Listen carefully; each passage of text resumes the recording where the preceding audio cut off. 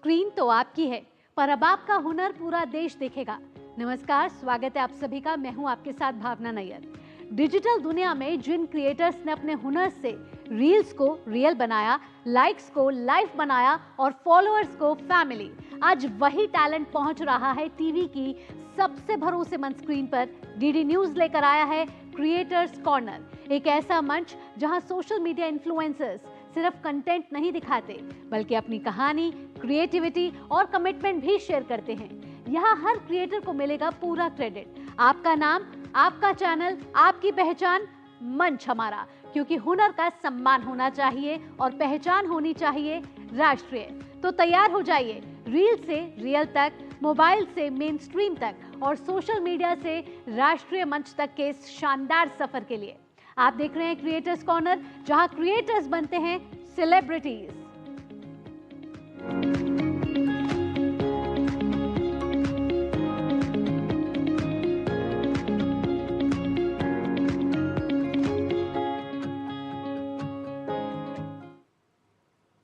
आज के एपिसोड में हम आपको दिखाने जा रहे हैं एक ऐसा वीडियो जो सिर्फ देखा नहीं बल्कि महसूस किया जाता है। सोमनाथ एक मंदिर नहीं, एक संदेश है कि आक्रमण हो सकते हैं लेकिन आस्था को मिटाया नहीं जा सकता। सोमनाथ पर हुए हमले को पूरे 1000 साल पूरे हो चुके हैं।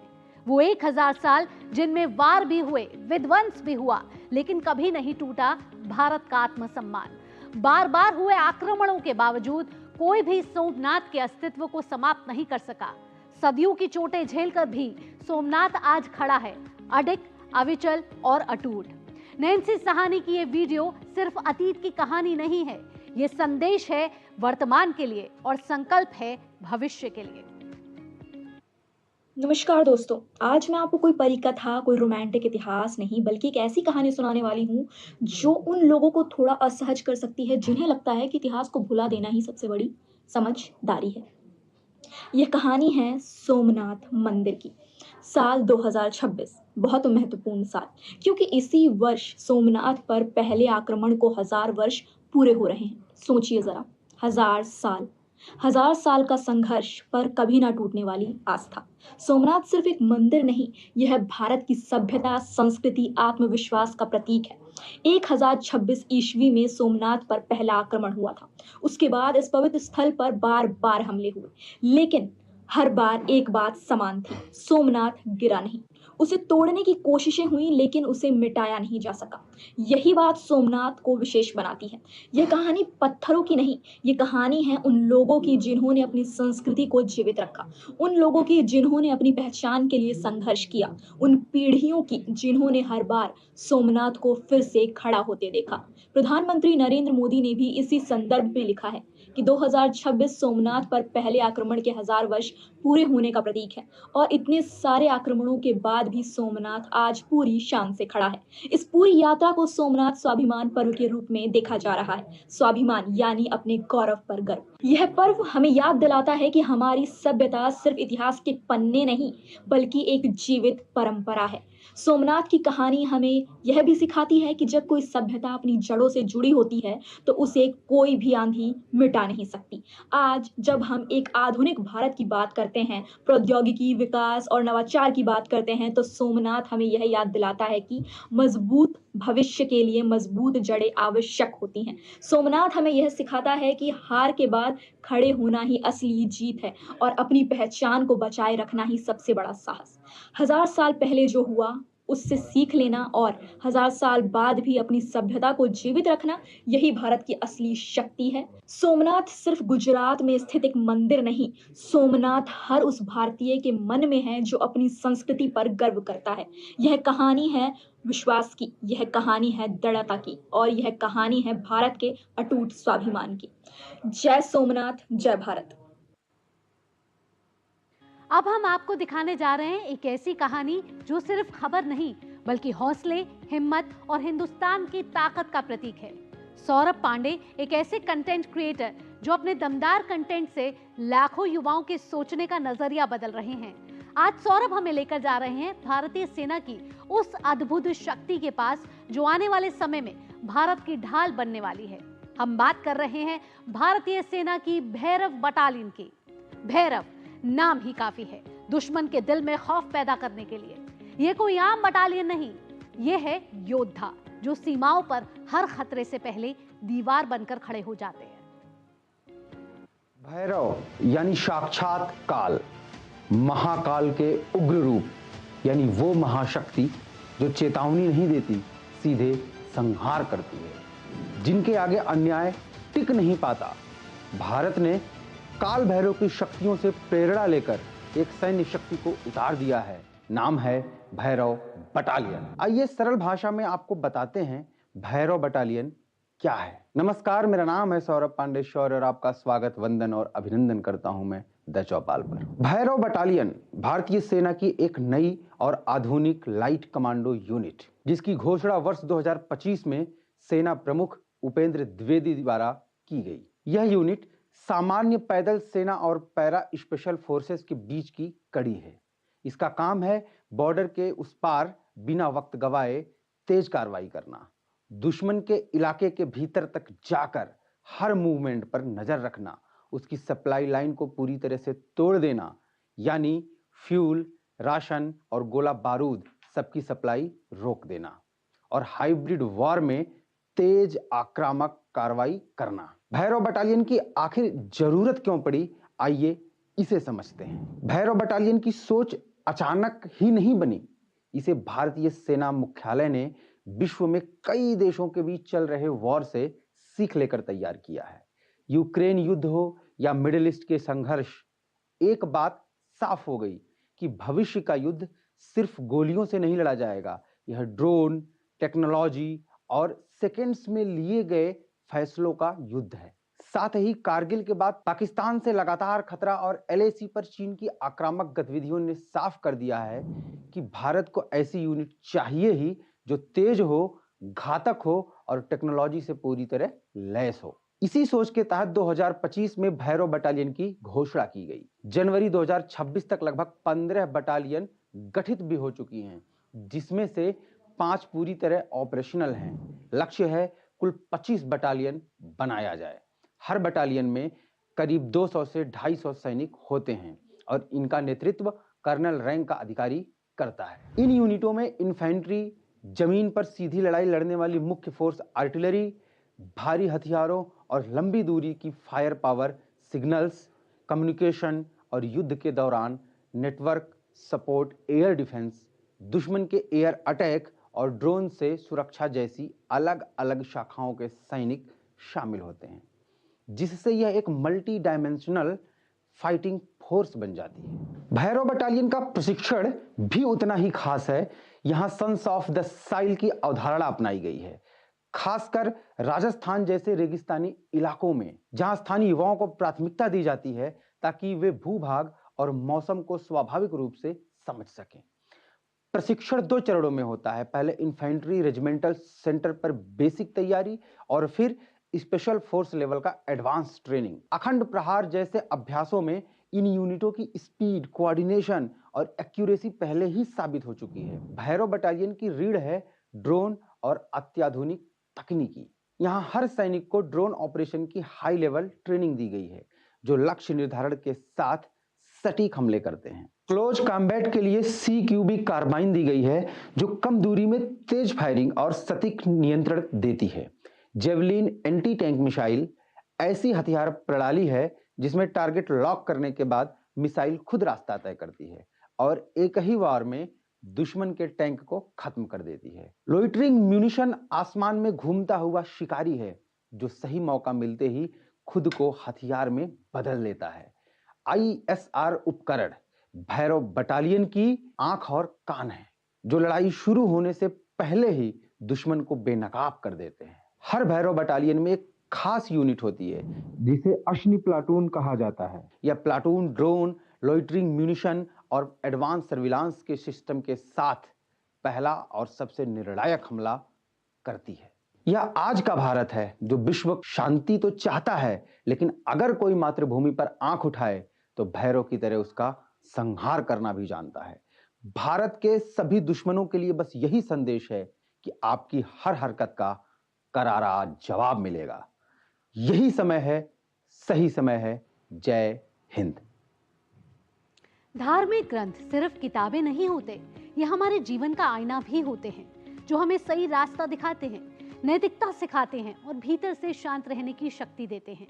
आज हम आपको रूबरू कराने जा रहे हैं सनातन धर्म के उस मजबूत स्तंभ से, जिसने पीढ़ी दर पीढ़ी ज्ञान को जन जन तक पहुंचाया।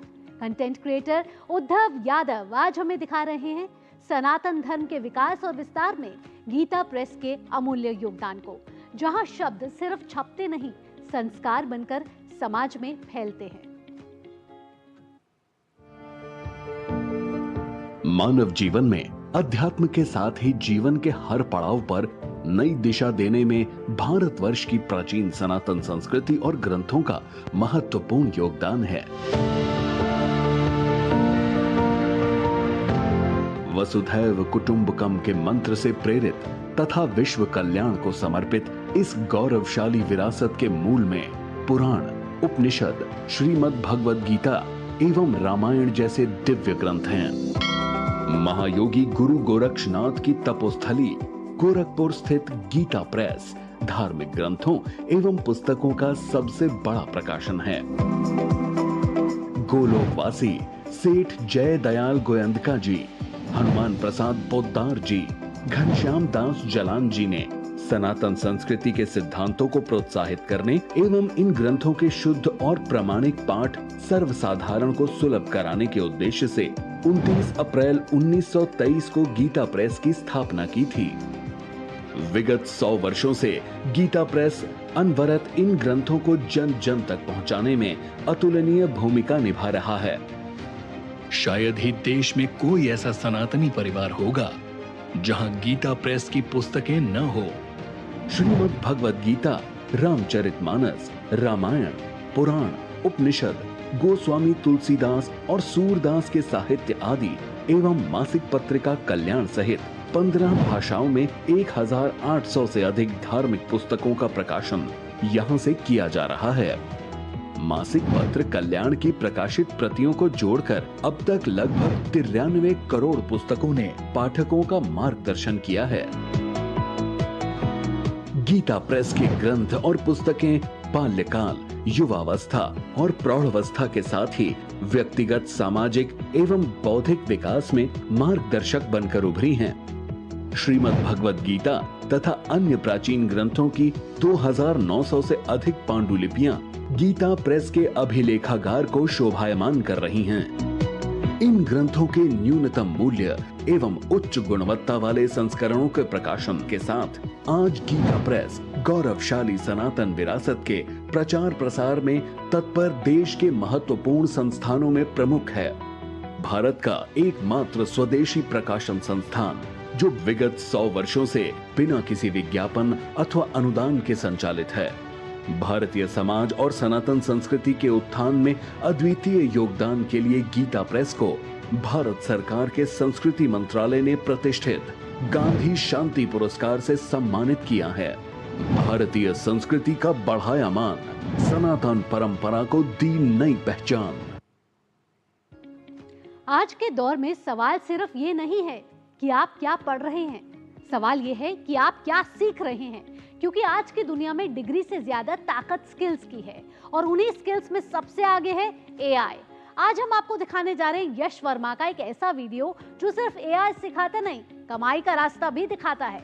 इस वीडियो में यश छोटी छोटी कहानियों के जरिए ये समझा रहे हैं कि कैसे एआई सीखकर आप साइड गिग्स कर सकते हैं, फ्रीलांसिंग शुरू कर सकते हैं और अपनी इनकम को एक नया बूस्ट भी दे सकते हैं। चाहे आप स्टूडेंट हो, वर्किंग प्रोफेशनल हो या अलग करने का सपना देखने वाले युवा हो, ये वीडियो आपको बताता है कि मौका अभी भी है और टेक्नोलॉजी आपके साथ है। नमस्ते दोस्तों, आज मैं आपको 2 स्टूडेंट्स की स्टोरी बताऊंगा। एक का नाम है राजू और एक का नाम है शुभम।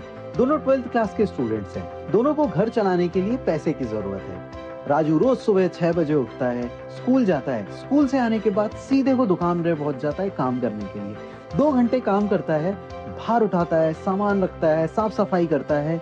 उसका शरीर पूरा थक जाता है। घर आके पढ़ाई करने का बिल्कुल मन नहीं होता और पैसे वही 300-400 रुपए मिलते हैं। रोज की मेहनत, रोज की थकान। अब बात करते हैं शुभम की। शुभम भी 12th क्लास में पढ़ता है। वो भी घर चलाने में मदद करता है, लेकिन उसका तरीका थोड़ा सा अलग है। वो भी स्कूल से आता है, 2 घंटे मोबाइल पे काम करता है, दुकान वालों के लिए पोस्टर्स बनाता है, अपने ट्यूशन टीचर्स के लिए नोट्स तैयार करता है, पड़ोसियों के लिए एप्लीकेशन लिखता है। शरीर नहीं थकता, बस दिमाग लगता है, और पैसे 800 से 1000 रुपए तक वो कमा लेता है। वही सेम 2 घंटों में डबल पैसा। तो फर्क क्या है दोनों में?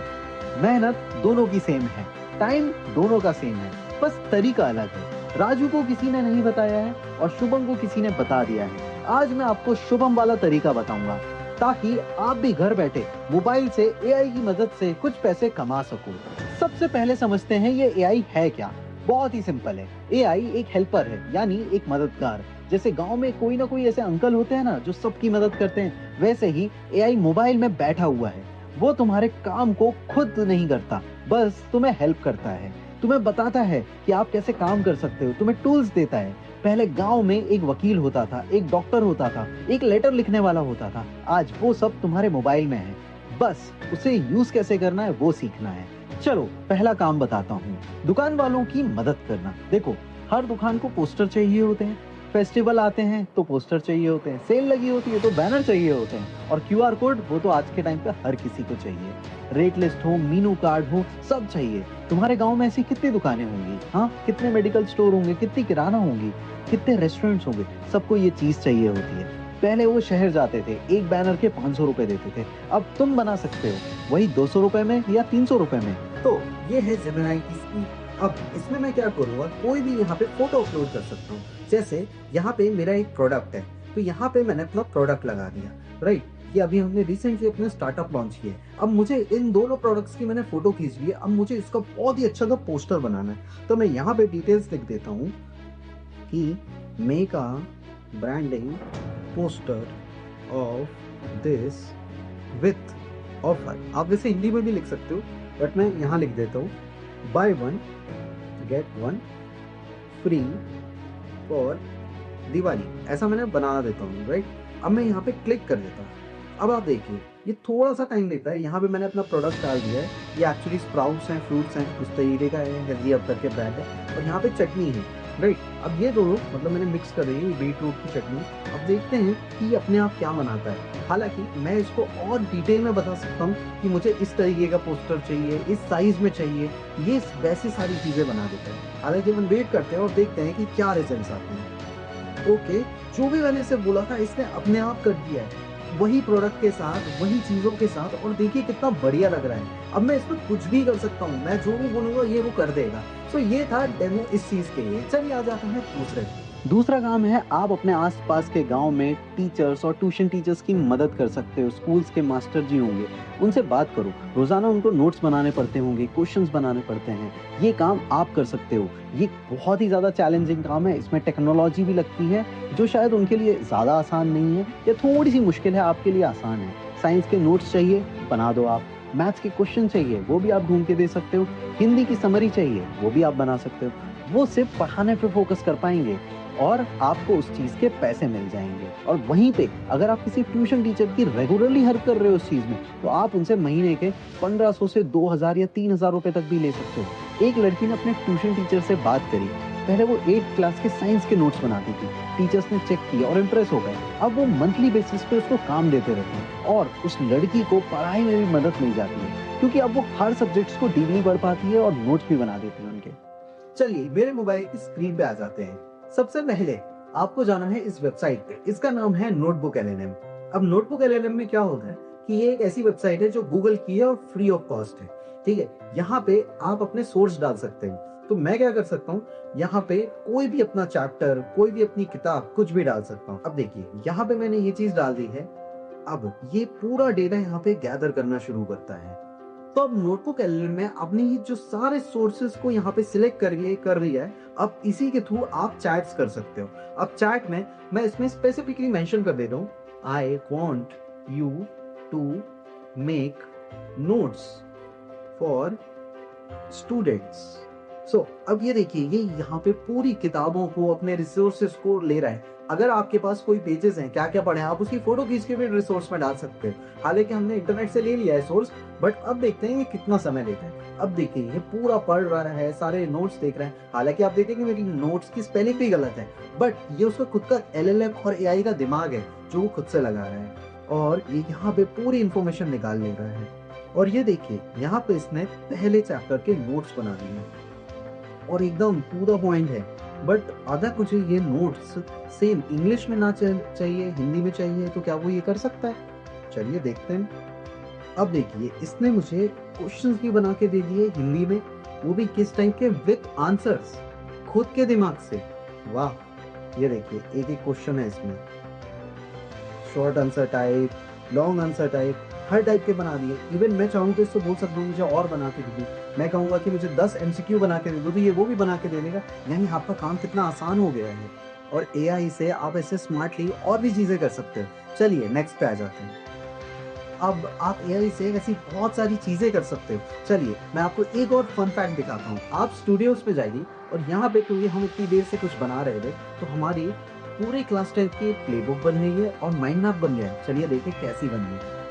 तो ये है हमारी क्लास 10 की प्लेबुक और ये इसने अभी बनाई है। मैंने जो इसको डेटा दिया था उससे इसने बनाई है। ठीक है, देख लेते हैं कैसी है। ये देखिए, ये इसने नोटबुक बनाई है। वाह, कितनी बढ़िया है। ये इसने खुद से बनाई है, ये आपको कहीं पे भी नहीं मिलेगी। ये तो बहुत ही अच्छी बना दी यार इसने। और इसको आप डाउनलोड भी कर सकते हो। तो एक टीचर के लिए कितनी मददगार होगी और आप ऐसे ही काफी अमेजिंग तरीके से उनकी मदद कर सकते हो। तो चलिए आ जाते हैं नेक्स्ट पे। तीसरा काम, लिखाई का काम। ये सबसे सिंपल और बहुत ही जरूरी काम है। तुम्हारे गांव में कितने लोग ही एजुकेटेड हैं? कितने लोग ढंग से एप्लीकेशन लिख पाते हैं? बहुत कम।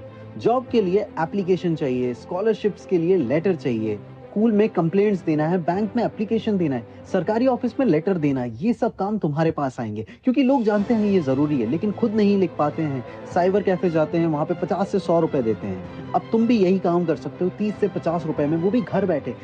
चलिए अब दूसरे डेमो के लिए आ जाते हैं मेरी मोबाइल की स्क्रीन पे। तो सबसे पहले आपको chatgpt.com खोल लेना है या फिर आप अपने प्ले स्टोर या ऐप स्टोर से ChatGPT का ऐप भी खोल सकते हो।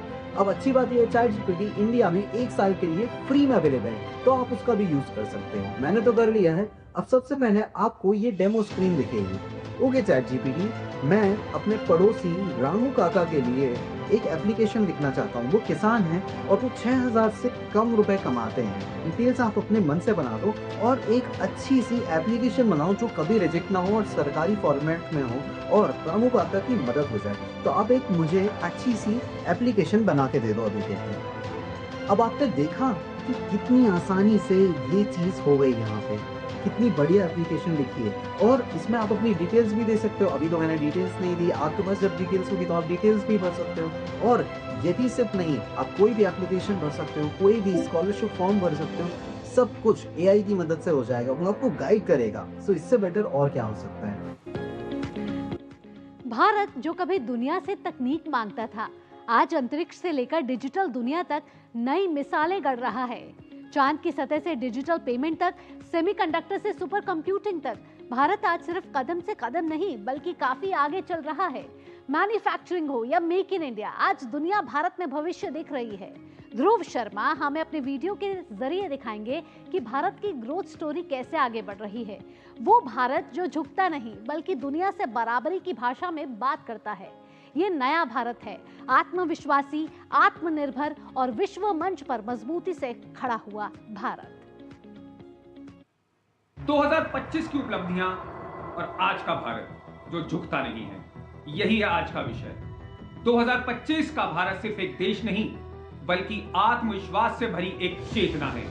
यह वही भारत है जो कभी अपनी संभावनाओं के लिए दूसरे देशों की ओर देखता था और आज अपनी क्षमताओं से दुनिया को दिशा दिखा रहा है। आज का भारत झुकता नहीं है, ना दबाव में, ना डर में, ना ही साजिशों के सामने। 2025 में भारत ने साबित किया कि विकास सिर्फ इमारतों से ही नहीं बल्कि सोच से होता है। विज्ञान और तकनीक में भारत ने नई ऊंचाइयों को छुआ। अंतरिक्ष से लेकर डिजिटल दुनिया तक भारत ने यह दिखाया कि हम सिर्फ उपभोक्ता नहीं बल्कि नवाचार करने वाले देश हैं। स्वदेशी तकनीक, डिजिटल भुगतान, स्टार्टअप संस्कृति और आत्मनिर्भरता की सोच ने भारत को एक मजबूत आर्थिक शक्ति बना दिया। आर्थिक मोर्चे पर भारत आज आत्मविश्वास के साथ खड़ा है। वैश्विक चुनौतियों, मंदी, अस्थिरताओं के बावजूद भारत की अर्थव्यवस्था ने संतुलन और मजबूती दिखाई। Make in India, vocal for local जैसे विचार सिर्फ नारे नहीं रहे, बल्कि जमीन पर दिखने वाले परिणाम बने। भारत अब सिर्फ बाजार नहीं, बल्कि निर्माण का केंद्र बनता जा रहा है। रक्षा और कूटनीति के क्षेत्र में भी 2025 का भारत स्पष्ट संदेश देता है, शांति हमारी प्राथमिकता है, लेकिन संप्रभुता से कोई समझौता नहीं होगा। भारत ने दुनिया को दिखाया कि वह किसी के आगे झुकता नहीं, बल्कि बराबरी की भाषा में बात करता है। चाहे सीमाओं की सुरक्षा की बात हो या वैश्विक मंचों पर अपनी बात रखना, भारत हर जगह आत्मविश्वास के साथ अपनी मौजूदगी दर्ज कराता है। यह है आज का भारत। सबसे बड़ी उपलब्धि यह है कि आज का भारत अपने अतीत से भागता नहीं है, बल्कि उससे सीख लेकर आगे बढ़ता है। युवा भारत आज जो है सवाल पूछता है, समाधान खोजता है और जिम्मेदारी लेता है। यही युवा देश की सबसे बड़ी ताकत है, जो सपने भी देखता है और उन्हें साकार करने का साहस भी रखता है। 2025 का भारत इसलिए भी खास है क्योंकि यह सिर्फ विकास की कहानी नहीं, बल्कि आत्मविश्वास की घोषणा है। यह उस भारत की आवाज है जो कहता है, हम सहयोग करेंगे, हम प्रतिस्पर्धा करेंगे, लेकिन कभी झुकेंगे नहीं। आज का भारत जानता है कि उसकी पहचान, उसकी मजबूती, उसकी एकता और उसकी सोच में है, और यही भारत आने वाले समय की दिशा तय कर रहा है, डटकर, निडर होकर और पूरे आत्मसम्मान के साथ।